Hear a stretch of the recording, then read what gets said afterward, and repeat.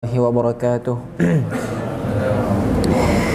إن الحمد لله نحمده ونستعينه ونستهديه ونستغفره ونعوذ بالله من شرور أنفسنا وسيئات أعمالنا من يهده الله فلا مضل له ومن يضلل فلا هادي له أشهد أن لا إله إلا الله وحده لا شريك له وأشهد أن محمدا عبده ورسوله يا أيها الذين آمنوا اتقوا الله وقولوا قولا سديدا يصلح لكم أعمالكم ويغفر لكم ذنوبكم ومن يطع الله ورسوله فقد فاز فوزا عظيما فإن أصدق الحديث كتاب الله وخير الحدي حدي محمد وشر الأمور محدثاتها وكل محدثة بدعة وكل بدعة ضلالة وكل ضلالة في النار أو كما قال صلى الله عليه وآله وسلم اللهم آت نفسي تقواها وزكيها وأنت خير من زكاها أنت وليها ومولاها الحمد لله الذي بنعمته تتم الصالحات ربنا آتنا من لدنك رحمة وهيئ لنا من أمرنا رشدا Alhamdulillah, syukur pada Allah Subhanahu wa taala kerana dengan rahmat dan juga limpah kurnianya Allah Taala beri pada kita kesempatan ruang waktu untuk kita sama-sama berada dalam majlis ilmu, dan kita bermohon kepada Allah Subhanahu wa taala supaya Allah Subhanahu wa taala tambahkan kepada kita rahmat dan juga barakah dan mempermudahkan bagi kita segala urusan. Untuk kita menyambung lagi pengajian kitab kita Syarhus Sunnah lil Imam Al-Muzani, yang hari ini insya-Allah kita akan masuk ulang sikit lagi, iaitu pada bab yang ke-9, muka surat yang ke-55, bab ajal. Qala al-muallif rahimahullah, berkata pengarang yang dirahmati Allah, wal khalqu mayyituna bi ajalihim 'inda nafadi arzaqihim wa inqita'i atharihim. Makhluk kesemuanya akan mati berdasarkan ajal-ajal yang ditetapkan ke atas mereka. Ketika itu terhentinya rezeki-rezeki mereka dan terputusnya kesan peninggalan mereka. Bab yang ke-9 kita dah basuh sebelum ni, cuma hari ni kita baca sekali lagi. Antara bab yang menjadi isu ataupun perbincangan dalam akidah ialah kepercayaan ataupun percaya terhadap ajal. Allah Subhanahu wa taala sebut dalam surah Luqman, وَمَا تَدْرِي نَفْسٌ مَاذَا تَكْسِبُ غَدًا وَمَا تَدْرِي نَفْسٌ بِأَيِّ أَرْضٍ تَمُوتُ. Sesungguhnya setiap manusia itu tidak tahu apa yang akan menimpa dan apa yang akan dia lakukan pada hari esok. وَمَا تَدْرِي نَفْسٌ بِأَيِّ أَرْضٍ تَمُوتُ. Dan manusia pun tidak tahu di bumi mana ataupun di tempat mana dia akan mati. Innallaha alimun khabir. Allah Ta'ala lah yang maha mengetahui dan maha mendalam pengetahuannya. Yang mana bab ke-9 Allah Ta'ala beritahu bahawasanya, penulis beritahu bahawasanya setiap manusia ni ada ajal dia sendiri. Ajal ni apa benda? Tamat tempoh dia hidup di dunia, riwayat hidup di dunia. Kullu nafsin dha'iqatul maut. Setiap manusia ataupun setiap makhluk yang bernyawa pasti akan merasai mati. Kita tengok nota kaki yang 62 muka surat 55 tu, dia buat mari ayat daripada surah An-Nisa ayat yang ke-78, aynama takunu yudrikkumul maut walau kuntum fi burujin musyayyadah wa in tusibhum hasanatun yaqulu hadhihi min indillah wa in tusibhum sayyi'atun yaqulu hadhihi min indik qul kullun min indillah fama li haula'il qaumi la yakaduna yafqahuna haditha. Maksudnya, di mana jua kamu berada, maut akan mendapatkan kamu bila sampai ajal, sekalipun kamu berada dalam benteng-benteng yang tinggi lagi kukuh. Burujim musyayyadah maksudnya benteng yang tinggi dan kukuh.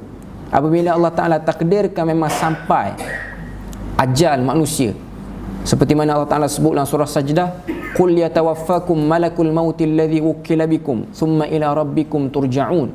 Allah Ta'ala akan wakilkan malaikat maut yang akan mencabut nyawa manusia itu sendiri, maka pada waktu tu manusia itu akan balik kembali kepada Tuhannya. Surah Sajdah, malaikat maut. Seperti mana sebahagian orang kita faham malaikat maut ni ialah Israel. Tapi berlaku perbincangan ulama, betul ke malaikat maut tu Israel, dan betul ke Israel tu malaikat maut? Okay. Secara umumnya yang paling tepat ialah malaikat maut ialah malaikat maut, dia bukan Israel. Walaupun ada nasyid yang menyanyikan bila Israel datang memanggil, tapi nasyid tu bukan hujah. Okey. Sebab dalam Quran beritahu, dalam Quran sendiri beritahu bahawasanya malaikat maut, jika sekiranya malaikat maut itu Israel, Allah Taala akan gunakan Israel. Sebab dalam ayat lain Allah Taala sebut Jibril, Mikail. Tiba-tiba dalam bab malaikat maut dia tak sebut Israel itu sendiri.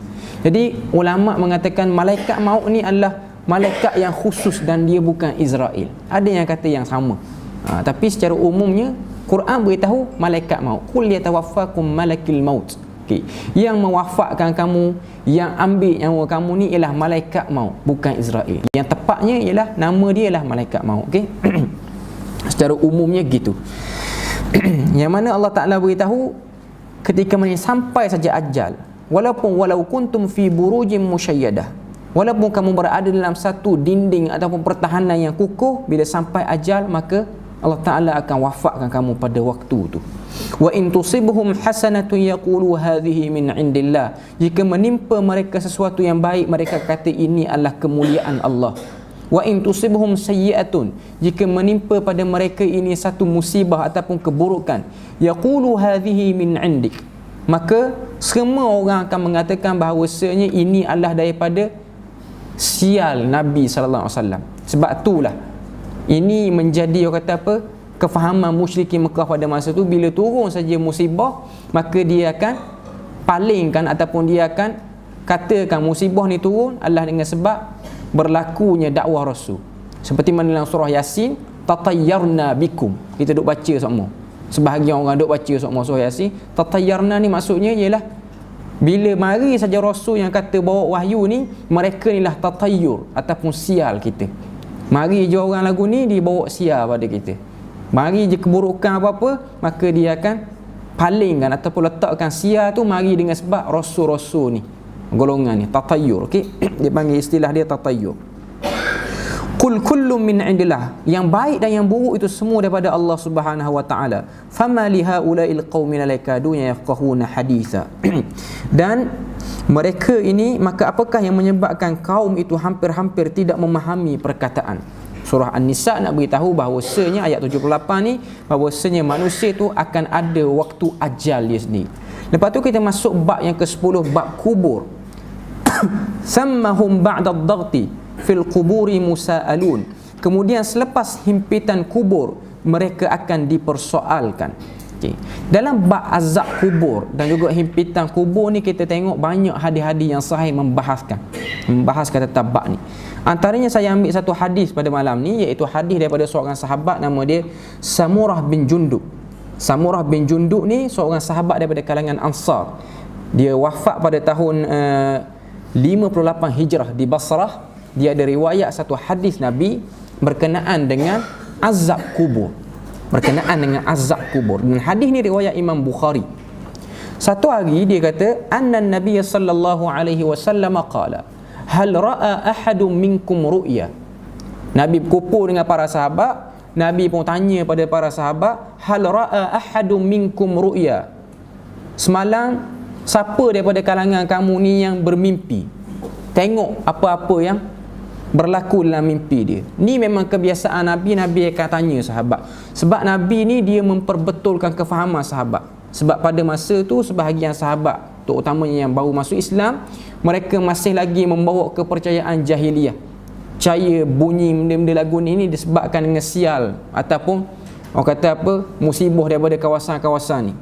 Ataupun nampak benda-benda dalam mimpi, dia akan percaya, dia akan jadikan benda tu sebagai pedoman hidup. Macam mana hadis riwayat Imam Muslim, ketika mana Nabi duduk kumpul dengan para sahabat, tiba-tiba berlaku satu dentuman kuat di Madinah. Guruh yang kuat, bunyi guruh yang kuat. Maka Nabi pun tanya sahabat, apa pendapat kamu ataupun apa yang sedang berlaku ni? Maka sahabat pun tafsirkan, bunyi ni adalah bunyi bintang jatuh, lepas pada ni akan berlaku musibah ni.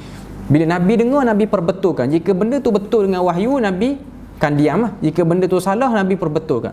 Nabi beritahu bunyi dentuman tu ialah bunyi batu yang baru sampai ke dasar neraka. yang telah dilempar 70 tahun yang lepas. Sebab bila siap saja neraka dan juga syurga ni, Allah Ta'ala beri para malaikat ni masuk dan tengok. Jadi seorang malaikat tu sampai pada satu lubang neraka ni, dia ambil satu batu dan dia lempar 70 tahun yang lepas baru sampai ke dasar pada waktu tu. Bunyi kuat pada masa tu. Nabi perbetulkan fahaman sahabat. Dan juga Nabi akan tanya mimpi-mimpi yang berlaku pada kalangan sahabat. Mimpi lagu ni macam mana, mimpi lagu ni macam mana. Okey. Qulna la. Maka sahabat pun kata, tiada seorang pun daripada kalangan kami ni yang bermimpi semalam. Maka Nabi pun kata, lakinni ra'aitul lailah rajulaini atayani fa akhadha biyadi. Akan tetapi semalam aku telah bermimpi, yang mana dalam mimpi tu aku bertemu dua orang lelaki, yang mana dua orang lelaki ni telah datang pada aku, fa akhadha biyadi, dan dia ambil tangan aku, fa akhrajani ila al-ardil muqaddasah, dan dia bawa aku pergi ke satu tempat suci. Fa idza rajulun jalis, maka ketika tu bila aku sampai pada satu tempat yang suci tu, aku nampak rajulun jalis wa rajulun qa'im. Dua orang lelaki, seorang sedang tidur, seorang sedang berdiri. Biyadihi kallub min hadid, yang mana yang sedang berdiri dan juga yang sedang berdiri ni, di tangan dia ni ada kallub. Kallub ni apa benda? Sabit. Sabit yang kecil tu. Sabit yang kecil tu. Kallub min hadid. Qala ba'du ashabina an Musa innahu yadkhulu dhalikal kallub fi shidqihi hatta yablugha qafah. Yang mana lelaki yang berdiri ni telah ambil sabit yang dia pegang tu dan dia letak di bibir mulut dia, dan dia belah mulut dia sehingga sampai ke telinga menggunakan sabit tu. Okey. Yablugha qafah thumma yaf'alu bi shidqihi al-akhar mithla dhalik. Kemudian dia ambil sabit tu dan dia letak di belah pipi sebelah lagi, dan dia buat perbuatan yang sama. Dia belah mulut dia sampai ke telinga. Maknanya sehingga darah terburai keluar dan dia mengalami kesakitan. Dia buat pada masa tu. Ni gambaran azab kubur yang berlaku. Setiap mana orang yang masuk dalam kubur, dia akan dapat balasan-balasan. Wa yaltaimu shidqihi hadha fayaudu fayasna'u mithlihi. Dan apabila kedua-dua pipi dia tu telah dibelah dengan sabit tu sehingga darah keluar dan dia menjerit, menahan kesakitan, Allah Ta'ala kembalikan semula pipi dia tu pada bentuk asal, dan dia buat perbuatan tu berkali-kali sehingga dia menangis, sehingga dia menahan kesakitan sampai bila? Sampai selama-lamanya. Maka bila Nabi tengok, Nabi tak sanggup. Nabi tengok benda tu, orang kata apa, benda yang sangat tragis, benda tu yang sangat, orang kata benda yang bahayalah, benda yang teruk, tak sanggup untuk kita tengok. Maka Nabi pun tanya, mahadha, apa yang sedang lelaki ni lakukan? Ambil sabit, letak, belah mulut sendiri. Maka kata dua orang ni, intalik, mari kita pergi tengok orang lain pula. Tak mau beritahu lagi apa benda, tafsiran begini. Fantalaqna hatta ataina ala rajulin muttaji' ala qafah. Kemudian kita sampai, Nabi kata sampai pula pada tempat yang mana seorang lelaki ni sedang duduk ataupun sedang berbaring. Muttaji' wa rajulun qa'im ala ra'sihi bi fihrin. Dan ada pula seorang lelaki yang duduk di kepala dia. Seorang lelaki yang sedang tidur ni, ada seorang lagi yang duduk di kepala dia sedang pegang fihrin, iaitu batu yang besar, au sakhrin, fayashdakhun ra'sahu. Maka lelaki yang pegang batu besar ni ambil batu tu, dah hempak batu tu atas kepala hok yang tidur tu, sehingga pecah batu tu, dah pecah kepala orang yang sedang tidur tu. Fa idza darabahu tadahdahal hajar. Ketika mana dilempar, dihempakkan batu tu atas kepala lelaki tu, batu tu pecah dan kepala lelaki tu berpecah.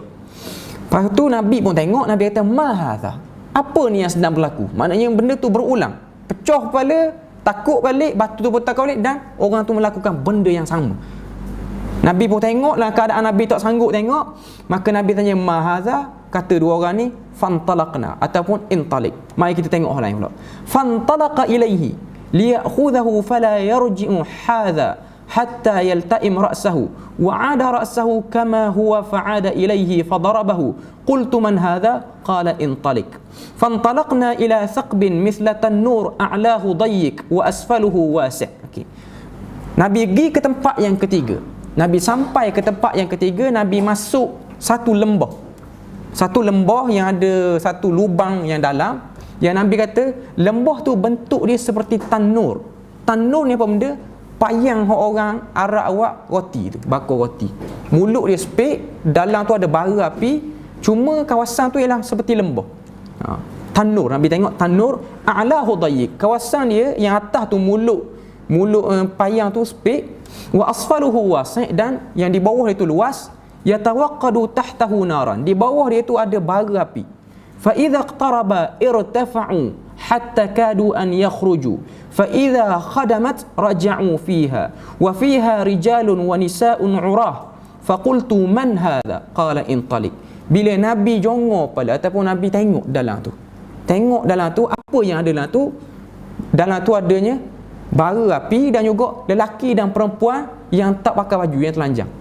Ketika mana api tu marak, semua orang lelaki dan orang perempuan tu akan bergelimpangan. Semuanya api tu menyebabkan lelaki dan perempuan tu naik ke atas dan semuanya menjerit.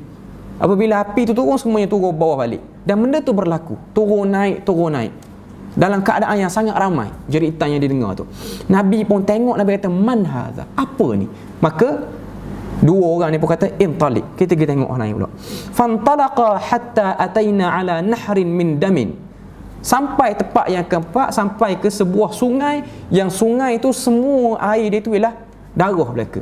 Fihi rajulun qa'im. Dan di tebing sungai darah tu ada seorang lelaki sedang berdiri. Dan seorang lagi qa'im ala wasatin nahar. Seorang lagi sedang berada di tengah sungai tu. Seorang ada di tebing sungai, seorang lagi ada di tengah sungai. Yang berada di tengah sungai tu berusaha untuk sampai ke tebing. Berusaha untuk sampai ke tebing. Qala Yazid wa Wahab bin Jarir an Jarir bin Hazim wa ala shattin nahar rajulun baina yadayhi hijaratun fa aqbala ar-rajul alladhi fi an-nahr fa idha arada an yakhruja rama fi fihi bihajarin fayarji'u kama kan fa qultu ma hadha? Qala intaliq. Yang mana lelaki yang duduk di tebing tu, dia ada satu batu besar di tangan dia, dan lelaki yang sedang berusaha, yang sedang lemah nak tenggelam tu, berusaha nak pergi ke tebing. Bila sampai saja kawan yang tengah tu, lelaki yang berada di tengah sungai tu nak sampai ke tebing, lelaki yang ada di tebing ni ambil batu dan lepoh batu tu, menyebabkan lelaki tu pergi ke tengah balik. Maknanya perbuatan yang sama, sampai ke tengah balik, dan dia berusaha, dan kawan tu ambil batu dan biarkan dia duduk tengah. Nabi tengok, Nabi kata mahadha, apa yang sedang berlaku ni? Ini peristiwa yang keempat. Maka dua orang dia pun kata intaliq. Fantalaqna hatta intahaina ila rawdatin khadra. Empat kejadian yang mengerikan. Nabi tengok empat tadi semua mengerikan. Ni sampai pada tempat yang lain pula keadaan dia. Rawdatun khadra, taman yang hijau. Fiha syajaratun azimah. Di dalam taman tu terdapat satu pokok yang sangat besar. Wa fi asliha syaikhun wa sibyan, yang mana pokok tu, di akar pokok tu sedang bersandar seorang syekh, seorang lelaki tua, dan dikelilingi lelaki tua tu sibyan, iaitu budak-budak kecil. Wa idza rajulun qaribun minasy-syajarah baina yadayhi narun yuqaduha, dan di sebelah kawasan tu terdapat seorang lelaki sedang pegang api, obor api, okey, dan cuba sedang hidupkan api. Fasa'ada bi fi syajarah, dan aku pun duduk, Nabi kata aku duduk di kawasan pokok tu. Wa adkhalani daran lam ara qattun ahsana minha, dan bila mana aku berada di pokok tu, di akar pokok tu yang luas tu, tiba-tiba dibuka pintu daripada akar pokok tu, dan aku masuk. Rupa-rupanya pokok tu ialah sebuah rumah. Bukan pokok tu ialah desain rumah dalam syurga. Pokok dalam tu ada rumah, okey. Lam ara qattun ahsanu minha, yang mana rumah style lagu ni, Nabi kata aku tak pernah tengok atas muka dunia. Rumah yang sangat cantik dia punya desain dia. Fiha rijalun syuyukhun wa syababun wa nisaun wa sibyan, yang mana dalam kawasan rumah tu, dalam pokok tu terdapat rumah-rumah yang banyak pula. Dalam tu adanya budak-budak, adanya orang tua, adanya perempuan, adanya pemuda-pemuda. Thumma akhrajani minha, kemudian aku keluar.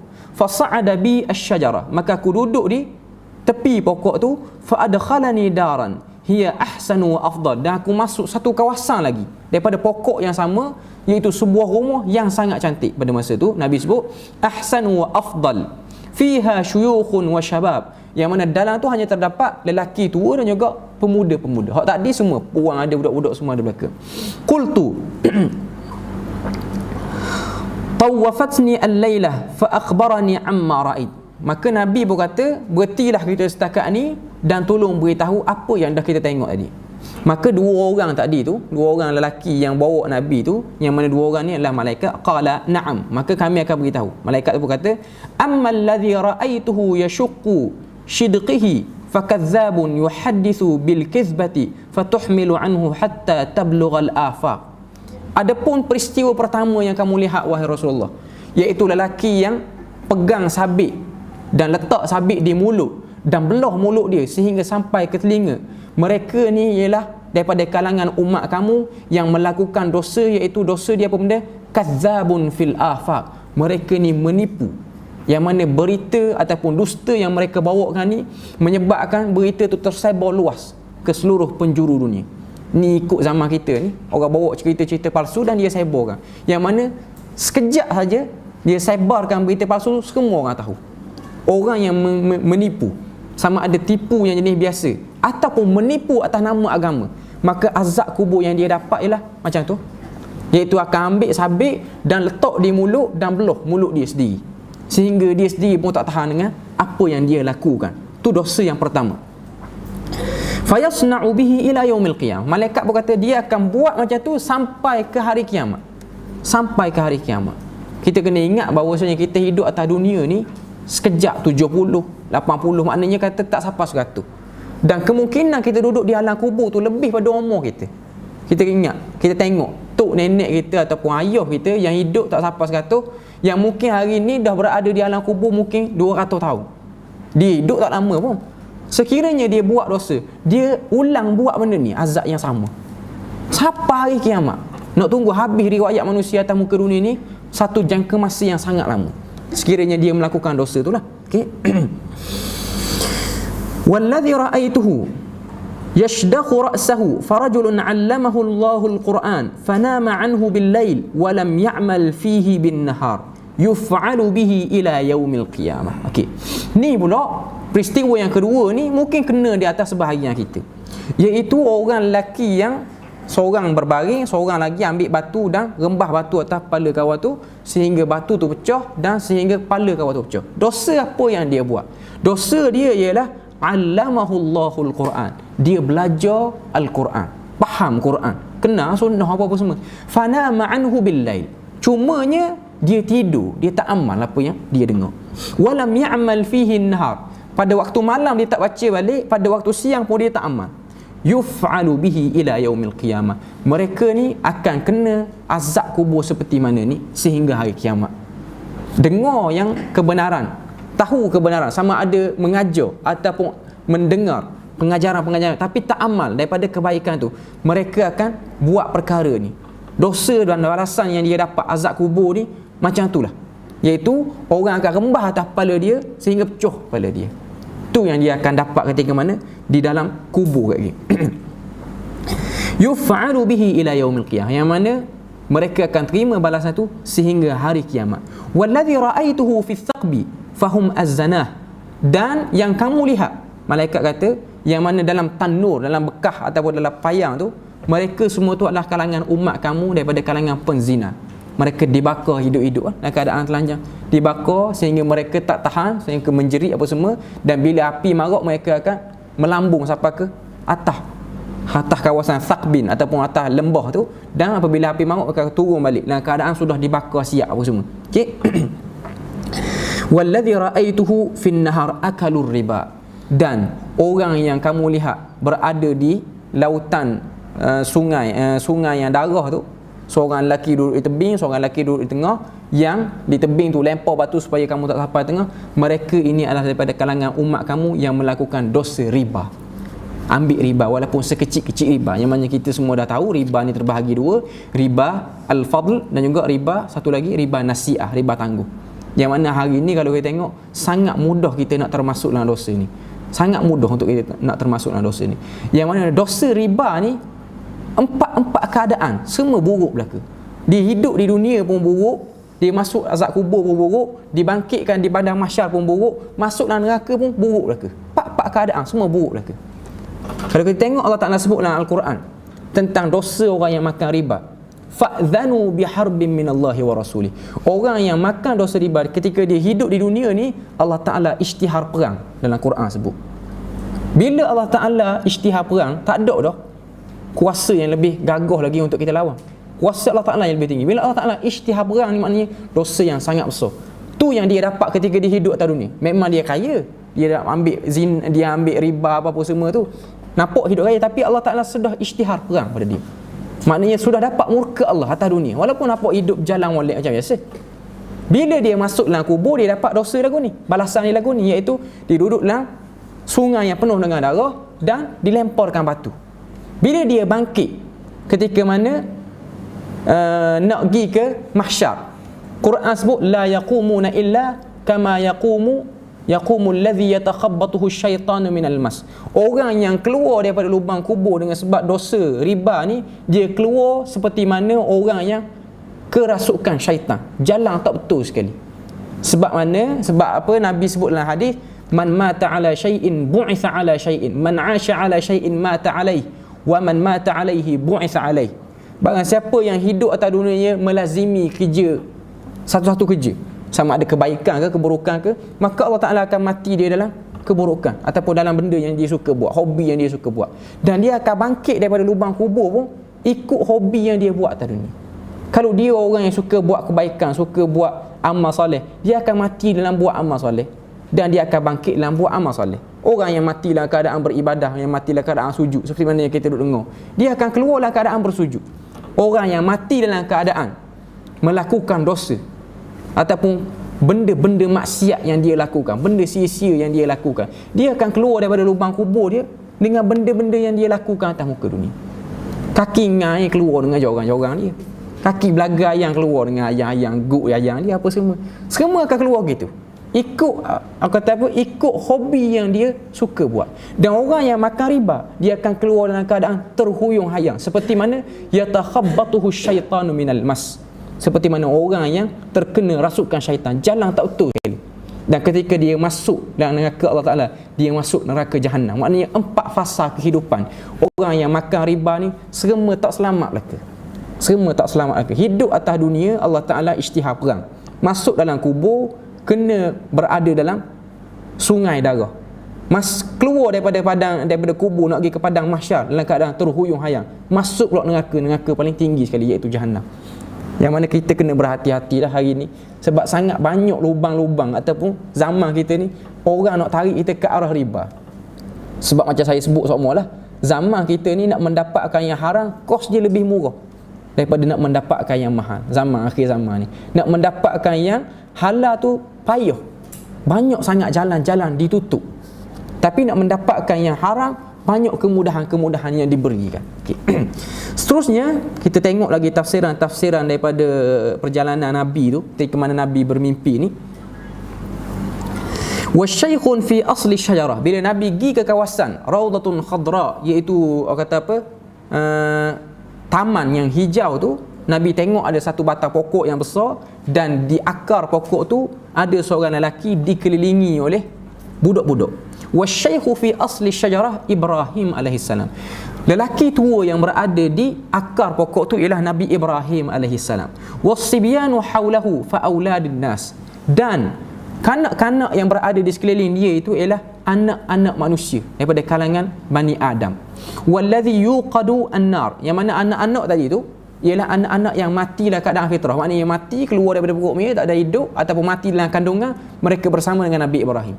Mereka bersama dengan Nabi Ibrahim sebagai satu kemuliaan kepada anak. Sebab tu kalau kita tengok orang-orang antara yang Nabi sebut, orang yang dikira sebagai mati syahid ni ialah orang yang perempuan yang mati dengan sebab mengandung, perempuan yang mati dengan sebab mengandung. Ataupun kita boleh tengok situ Nabi nak beritahu bahawasanya orang perempuan dia mesti ada keazaman untuk beranak ramah. Itu secara mudah yang disebut. Sebab beranak ramah ni dia satu benda yang menyakitkan. Macam mana orang lelaki dia kena ada azam untuk keluar berjihad, begitu juga orang perempuan jihad dia ialah beranak ramah. Beranak ramah tu dia ada satu kata benda kelebihan. Kelebihan dia ialah dapat ganjaran mati syahid tu sendiri. Dan sekiranya anak yang dia lahirkan tu mati, anak tu menjadi penyelamat kepada dia. Anak tu menjadi penyelamat kepada dia, pemberi syafaat kepada dia. Sebab tu dalam agama Islam ni, Nabi sendiri bersebut yubahi, Nabi bergembira, Nabi berbangga dengan umat, bilangan umatnya yang ramai. Agama-agama lain ataupun orang-orang yang tidak beragama Islam, dia tidak ada kefahaman beranak ramah ni, tak ada. Sebab dia tak tahu kelebihan beranak ramah ni ataupun mati dengan sebab beranak ni, iaitu mati syahid. Sebab tu kalau kita tengok anak-anak ataupun orang-orang yang bukan agama Islam, orang yang agama etis apa semua, dia tak ambuh anak ramah sebab dia tahu anak ramah tu benda yang menyusahkan. Tapi dalam Islam sebenarnya dia ada satu bab bila anak ramah menyebabkan pengaruh agama tu lebih kuat lagi. Komuniti orang Islam tu lebih kuat. Sebab tu kita tengok hari ni satu kajian orang buat di India hari ni. India ni sebuah negara yang populasi padat, ramai orang. Dan hari ni kita boleh tengok kok yang gelandangan tepi-tepi jalan di India tu pun beranak tiap-tiap hari puak-puak tu. Majoritinya Islam. Jadi pemerintah India hari ni dia takut. Dia mula nak buat cadangan macam China kok, disatu anak tu. Sebab apa? Dia tengok hok yang gelandangan, hok yang bawahan ni majoritinya Islam. Dia takut satu masa lagi Islam menjadi majoriti di negara India dan dapat ambil balik kerajaan tu balik. Sebab tu ada kelebihan. Sebab tu kalau kita tengok demokrasi ataupun sistem pemerintahan yang barat buat, demokrasi suara banyak ni apa semua, dia adalah satu sistem yang makan balik tuang dia. Sistem yang makan tuang dia balik, demokrasi. Sebab demokrasi ni suara banyak. Bila orang Islam ada suara banyak, maka dia dapat menguasai kawasan tu. Dengan syarat orang perempuan dia ada kefahaman lagu tu. Kefahaman beranak ramah tu ada satu kelebihan. Sebab tu semua komuniti Islam belaka. Okey. Jadi satu orang kata benda catu anak ni, orang kata merancang anak. Saya tak kata haram merancang anak ni. Cuma sebahagian orang dia rancang anak sebab dia kata serabut lah apa semua, susah nak apa semua. Saya bukan kata haram sebab benda tu tidak orang kata benda ulama tak fatwa haram. Mungkin ada orang puan dia ada penyakit apa semua, sebab tu dia rancang anak dia. Itu bab lain. Cuma sebahagian orang dia tak ada alasan. Cuma dia tiba-tiba dia nak rancang anak dia. Dalam Quran sebut la taqtulu auladakum khasyata imlak. Jangan bunuh anak kamu dengan sebab kamu takut kekurangan rezeki ataupun susah nak menguruskan. Tu benda kita kena faham. Sebab sebahagian orang dia tak ada penyakit pun, cuma dia cerita kat orang, saya susah nak beranak, saya tak beranak senang. Okey. Tapi sebenarnya dia ada kelebihan yang sangat besar lah. Okey. Semacam yang saya sebut tadi, iaitu kelebihan mungkin sekiranya anak tu mati akan menjadi syafaat, dan sekiranya perempuan tu mati dia mendapat mati syahid. Okey. Jadi tu kefahaman yang kita kena ada balik ya. Seterusnya wallazi yuqidu an-nar malikun khazinun nar, yang yang menyalakan obor api tu di tepi syekh yang tua iaitu Nabi Ibrahim, itu ialah malaikat yang khazinun nar, yang menjaga neraka. Okey, malaikat yang menjaga neraka.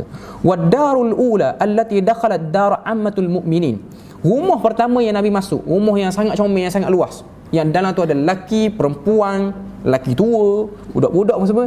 Itu ialah syurga ataupun rumah yang akan diduduki dalam syurga oleh ammatul mu'minin. Semua orang beriman akan duduk situ. Okay. Wa amma hadhihi dar, ataupun rumah yang kedua, rumah yang Nabi masuk dalam tu, Nabi tengok lelaki-lelaki tua dan pemuda. Rumah ni ialah khusus untuk orang yang mati syahid sahaja. Situ. Orang yang mati syahid sahaja situ. Wa ana Jibril. Maka pada masa tu baru dua orang lelaki ni memperkenalkan diri dia, dan aku ni ialah Jibril. Wa hadha Mikail, dan inilah Mikail. Yang kedua ni yang bawa kamu ni. Farfa' ra'sak. Maka dua orang lelaki ni pun kata, dua orang malaikat ni kata, iaitu Jibril dan Mikail ni kata, farfa' ra'sak, angkatlah kepalamu wahai Rasulullah. Farafa'tu ra'si, maka aku angkat kepalaku. Fa idza fawqi mithlus sahab, maka di atas kepala aku terdapat satu awan. Qala dzaka manzilak, maka kedua-dua malaikat tu berkata, itulah rumah kamu. Maknanya rumah Nabi tu berada atas pada semua yang Nabi tengok tu, iaitu pokok yang besar Nabi Ibrahim. Rumah Nabi ataupun kediaman Nabi berada atas sekali. Maka Nabi pun kata, da'ani adkhul manzili, biarkan aku boleh masuk rumah aku tu. Maka kata dua orang malaikat tu, innahu baqiyalaka umrun lam tastakmiluhu, sesungguhnya kamu ni masih ada lagi umur yang tak disempurnakan. Maknanya kamu masih ada lagi umur di dunia. falau istakmalat ataitu manzilat. Sekiranya umur kamu sudah selesai dan sempurna, kamu akan dapat masuk rumah tu. Maknanya Nabi tak masuk lagi rumah Nabi, cuma Nabi sudah merasai kehebatan rumah tu. Itulah hadis ni lah, hadis yang panjang daripada Samurah bin Jundub ni lah, yang beritahu kepada kita bahawasanya adanya azab kubur dan juga adanya nikmat bagi orang yang berada dalam kubur. Nikmat bagi orang yang berada dalam kubur. Maknanya azab kubur ni ialah satu benda yang tidak boleh dinafikan, dan hadis-hadis yang berkaitan dengan ini ialah hadis sahih, dan beriman kepada dia ini menjadi kewajipan kita lah. Sebab sebahagian orang dia tak percaya azab kubur. Golongan yang tak percaya azab kubur ni ialah golongan Mu'tazilah sebahagiannya, tak percaya azab kubur. Yang pertama saya tak percaya azab kubur ialah musyrikin Mekah. Musyrikin Mekah saya tak percaya. Dia bukan tak percaya azab kubur, bahkan tak percaya kehidupan selepas mati sekalipun.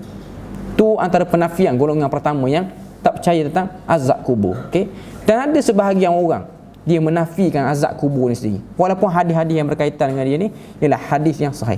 Selain daripada tu juga berkenaan dengan kubur ni disebut dalam ni ialah daghtah, iaitu himpitan kubur. Bila mana seseorang ni masuk dalam kubur, benda pertama yang akan berlaku dia ialah himpitan kubur. Kubur akan menghimpit dia. Tak kira orang tu soleh ke orang tu tidak soleh ke, himpitan kubur mesti berlaku. Sehingga Nabi sebut dalam hadis yang sahih, Nabi sebut bahawasanya lau naja ahadun min ad-daghtatil qabr la naja minha Sa'ad ibn Mu'adh. Hadis riwayat Imam Ahmad daripada Aisyah.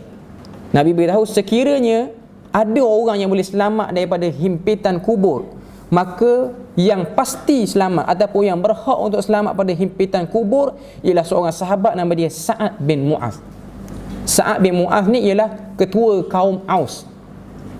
Ketua kaum Khazraj, nama dia Sa'ad bin Ubadah. Okay. Dia ni masuk Islam di tangan Mus'ab bin Umair. Mus'ab bin Umair yang menyebabkan dia masuk Islam. Kita tahu Mus'ab bin Umair ni ialah seorang sahabat Nabi yang budak muda. Zaman dia duduk di Mekah ni digelar sebagai min a'taris syabab, orang muda yang paling bergaya sekali. Pakai baju branded, minyak wangi, mahal apa semua. Mok dia mewahkan dia. Dan dia pakai pakaian yang berbeza semua.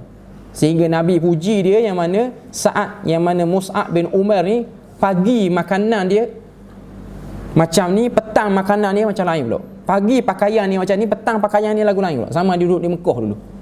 Dan orang kenal dia melalui minyak wangi dia. Sebab minyak wangi dia tak pernah dipakai oleh pemuda lain. Minyak wangi dia mahal. Mok dia beri kemewahan. Sehingga dia masuk Islam, mok dia potong semua sekali kemewahan. Mok dia biarkan dia miskin dan dia ikut Nabi berhijrah ke Madinah, dan dia mati dalam perang Uhud. Dan kalau kita tengok saat dia mati, Nabi menangis tengok dia. Dan Nabi pernah tanya dia, sama ada Nabi tanya, semasa mu hidup di Mekah dengan mu hidup di Madinah, mana lebih baik? Nabi tanya dia. Dia jawab sebab dia budak muda, dia tak puas lagi dengan mewah. Dia kata, Mekah sedap lagi dah aku pakai semak. Kata ni dah semak mana dah, kata Mekah sedap lagi. Kata tak, kehidupan di akhirat ataupun kehidupanmu di Madinah lebih baik lagi. Bila dia wafat, pakaian yang nak mengkafankan dia tu tak cukup. Kain daripada pakaian dia tak cukup, sehingga terpaksa ditutup dengan tumbuhan, dengan pokok-pokok. Nabi menangis tengok dia sanggup tinggalkan kemewahan, lari bersama dengan Nabi ke Madinah, hijrah sama dengan Nabi, tinggalkan kemewahan. Sebab benda ni bukan benda yang mudah untuk dilakukan oleh seorang pemuda. Orang muda yang baru nak kenal kemewahan, tiba-tiba terpaksa mengorbankan perasaan tu, ikut Nabi dan jadi miskin, berjauhan dengan mak dia. Macam mana Salman Al-Farisi. Kalau kita tengok macam mana dia nak kenal Nabi, nak cari hidayah Nabi, dia tu anak seorang gubernur besar di Parsi. Sehingga dia terpaksa menempuh perjalanan yang sangat jauh. Dia anak orang kaya, anak orang kenamaan, anak datuk, anak Tan Sri. Lari kawasan tu, sehingga pengalaman dia pernah jadi hamba. Dia sampai ke Madinah pun sebagai seorang hamba pada masa tu. Nabi beli dia, sahabat Nabi beli dia dan bebaskan dia, dan dia ikut Nabi. Maknanya dia perjalanan nak cari kebenaran. Mus'ab bin Umair tinggalkan kemewahan. Dan Nabi sebut dalam hadis ni, sekiranya orang yang boleh selamat daripada himpitan kubur mestilah Sa'ad bin Mu'adh. Sa'ad bin Mu'adh ni sahabat yang masuk Islam umur 31 dia masuk Islam. Dia agak berumur dah pada masa tu, 31. Dan dia wafat, riwayat beritahu 34. Dia wafat umur 34. Sebahagian riwayat beritahu dia wafat umur 37. Yang penting umur dia tak sampai 10 tahun. Dia wafat bila? Pada peperangan Khandaq. Hari pertama dia berkahwin, tak sempat dia bersama dengan isteri dia, semboyan di Laung kan, dia masuk peperangan sekali dengan Nabi dan dia wafat pada hari itu. Dan Nabi beritahu bahawasanya ketika mana wafatnya Sa'ad bin Mu'az telah bergegar arasy Allah. Orang masuk Islam tak lama, 4 tahun, 5 tahun, tapi keimanan dia sangat jitu. Nabi takut peristiwa yang berlaku kepada Huzaifah, iaitu dimandikan oleh para malaikat tu berlaku pada Sa'ad bin Mu'az. Nabi bergegah lalu pergi mandi, pergi cari jenazah dia, sebab Nabi tahu dia seorang lelaki yang jitu dalam beriman kepada Allah Subhanahu Wa Taala. Tapi walaupun dia orang yang mati, arasy bergegar, tapi himpitan kubur pun tak lepas juga dia kena juga. Dia pun kena. Dia orang yang soleh pun dia kena juga. Jadi bab ni kita kena beriman bahawasanya berlakunya himpitan kubur tu sendiri. Jadi habis untuk bab ajal juga kubur, yang mana kita dah bahas hadis tu secara panjang. Dan mungkin kita masuk sikit, kita baca dulu bab yang ke-11 ni. Kita baca sekali lalu itu saja. Wa ba'dal bila mansyurun wa yaumal qiyamati ila rabbihim mahsyurun waladal 'ardi 'alaihim muhasabun bihadratil mawazin wa nashri as-suhufid dawawin ahsahu Allah wa nasuhu fi yaum kana miqdaruhu 50,000 sanah law kana ghayrullahi 'azza wa jalla al-hakim baina khalqihi lakinnahu Allahu yali al-hukmu bainahum bi'adlihi bimiqdaril qailati fid dunya wa huwa asra'ul hasibin kama bada'uhu lahum min syaqawati was sa'adati yawma idzin ya'uduna fariqun fil jannah wa fariqun fis sa'ir. Bab yang ke-11 ni ialah bab tentang beriman, percaya tentang kebangkitan dan juga hisab, iaitu yang berlaku di mahsyar dan juga hisab Allah Subhanahu Wa Taala. Kita tengok dia punya terjemahan. Selepas musnah wa ba'dal bila, mereka akan dibangkitkan, dan pada hari kiamat mereka akan dihimpunkan kepada Tuhan mereka, dan ketika dibentangkan amalan mereka akan dihisap dengan adanya al-mawazin, iaitu neraca timbangan, dibentangkan buku-buku catatan amalan.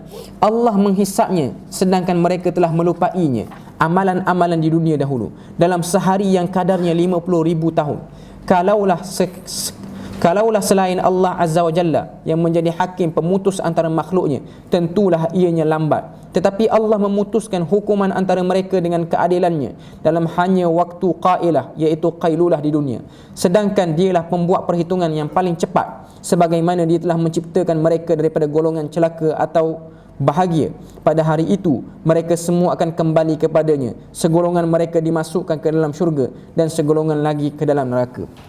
Bab yang ke-11 ni kita akan cakap ataupun kita akan bahas tentang cerita kebangkitan ataupun hari kebangkitan dan juga tentang hisab, yang mana kedua-dua ni adalah benda yang pasti berlaku lah. Okay? Yang mana kalau tengok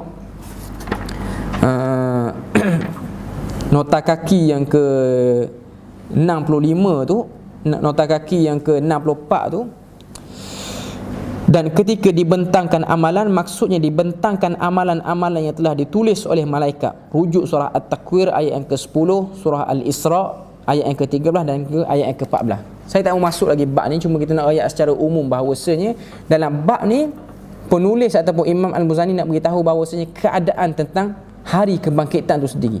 Yang mana hari kebangkitan tu, proses nak menunggu kebangkitan tu lama dah. Proses nak menunggu kebangkitan tu pun sangat lama. Nak menghimpunkan semua manusia tu pun sangat lama. Yang mana kalau kita tengok sehari berada situ, miqdaruhu 50,000 sanah. Sehari berada di padang mahsyar itu seumpama 50,000 tahun kita berada di dunia. Kita akan merasai satu, orang kata benda, penantian yang sangat lama. Cuma kadar-kadar penantian tu berbeza. Orang-orang yang salih Allah Ta'ala jadikan rasa tu sekejap. Orang-orang yang salih Allah Ta'ala jadikan rasa tu miqdarul qailah, seperti mana orang yang tidur di antara zuhur dan asar sahaja. Ada sebahagian orang dia rasa lama, ada sebahagian orang dia rasa sekejap. Okay. Macam mana kalau kita tengok kematian orang pun gitu juga. Kita tengok orang tu mati biasa, tapi orang tu melakukan dosa, sebenarnya dia merasai kesakitan yang sangat teruk. Kita tengok sahabat-sahabat yang mati dalam peperangan, mati yang sangat tragis. Huzaifah apa semua, Hamzah apa semua, ni semua sahabat-sahabat yang mati dalam keadaan tragis. Umar, Osman, semua sahabat yang saat hari wafat dia sangat teruk dia kena, tapi dia tak rasa kesakitan. Walaupun kita nampak mata kita tragis cara dia mati, tapi tak rasa kesakitan. Sebahagian orang kita tengok atas muka dunia ni mati okey, tapi dia merasai kesakitan. Macam mana Firaun, macam mana Qarun apa semua, dia mati bukanlah satu melalui orang kata benda jalan yang teruk sangat, tapi kesakitan yang dia rasa tu berbeza. Walaupun nampak macam okey je mati, tak kena teruk sangat, badan dia pun tak banyak sangat yang luka apa semua, tapi kesakitan dia teruk. Sahabat-sahabat yang merasai kesakitan, luka yang sangat banyak, tapi dia tak merasai kesakitan. Macam mana yang berlaku kepada seorang sahabat, saya tak ingat dalam peristiwa apa, dalam peristiwa apa benda ni, dalam peristiwa perang Uhud, Nabi suruh cari jenazah sahabat ni. Dia kena teruk. Dia memang kena teruk. Bila Nabi tengok tak ada sahabat ni, Nabi suruh sahabat lain pergi cari. Dan Nabi pesan sekiranya jumpa dengan jenazah dia, kini salang pada dia. Bila sahabat tu pergi tengok, dia tu tengah nazak, dia tengah sakaratul maut. Tapi sakaratul maut seorang syahid ni tak macam sakaratul maut orang biasa. Bila dia pergi tengok, sahabat tengok, dia tak mati. Maka sahabat tu berkata, "Hei, Nabi beri salam kamu. Kawan tu tengok oak tak sakit. Tengok sakit dan dia boleh jawab salam kawan tu." Walaupun kita nampak kematian tu tragis, sebab rasa dia berbeza. Mata zahir nampak sakit, tapi rasa yang dialami oleh orang tu sendiri tak sama. Ini adalah antara rahmat dan juga kemurkaan ataupun keperkasaan Allah Subhanahu Wa Taala yang kita akan bahas dalam bab kebangkitan juga hisab tu sendiri. Jadi saya rasa malam ni untuk setakat itu saja kita punya bacaan kitab Syarahul Sunnah Al-Muzani, dan insya-Allah kita akan sambung lagi bab-bab yang seterusnya, yang mana kita pun tak banyak daripada bab ni, yang mana kitab kita ni lebih kurang 20 bab saja lagi. Dan sebelum tutup, mungkin saya buka soalan dulu bagi siapa-siapa yang nak bertanya.